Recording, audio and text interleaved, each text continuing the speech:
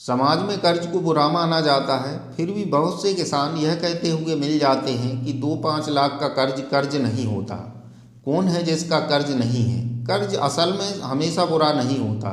जब कर्ज किसी काम धंधे के लिए, उसको बढ़ाने के लिए, शिक्षा के लिए या दर्द बीमारी में लिया जाए तब बुरा नहीं है, क्योंकि इस सब के लिए कर्ज लेने से आदमी की आय बढ़ती है, उसको रोजगार मिलता है। दर्द बीमारी में इसलिए कर्ज ले सकते हैं क्योंकि आदमी का जीवन सबसे कीमती है।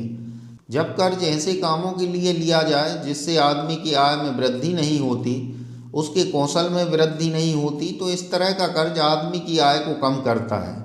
इस कर्ज के कारण लोगों की आय बढ़ने की जगह रुक जाती है या घटने लगती है। जब लोग दहेज देने, घर बनाने, घर खरीदने, ज़मीन खरीदने, शादी के लिए, दिखावे के लिए, ऐशो आराम की चीज़ों के लिए, वाहन खरीदने, आयोजन करने आदि कामों के लिए कर्ज लेते हैं, तो यह कर्ज धीमे जहर की तरह काम करता है।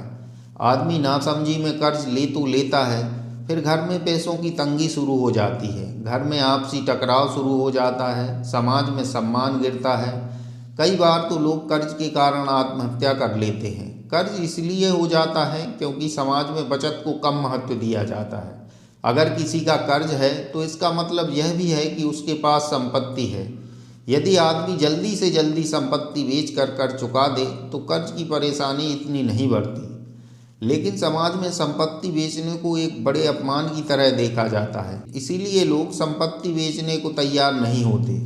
बाद में जब कर्ज का ब्याज बढ़ जाता है तो यही आदमी अपनी संपत्ति बेचकर कर्ज चुकाते हैं। जब थोड़ी सी संपत्ति बेचकर कर्ज चुकाया जा सकता था, तब संपत्ति के मुँह में आकर उसे बचाने का प्रयास किया, कई परेशानियां झेली, अपमान सहा, बाद में दुगनी चौगनी संपत्ति बेचनी पड़ती है।